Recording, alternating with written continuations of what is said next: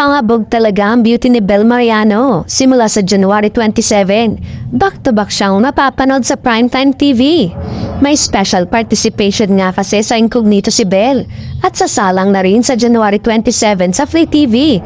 Ang How to Spot a Red Flag series nila ni Donnie Pangilinan na kasalukuyang nag-stream ngayon sa Viu app.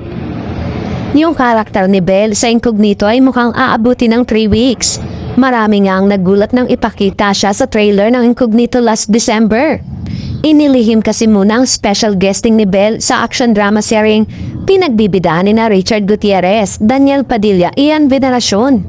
At sa pilot episode ng Incognito sa Netflix noong Friday night, ay talaga namang trending si Bel Mariano.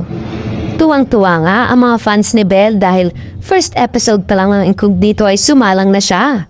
Ngayon nga, ay excited na ang lahat kung paano ililigtas ng grupo ni Richard, Daniel Ian Baron, Kyla Estrada at Anthony Jennings ang karakter ni Bel.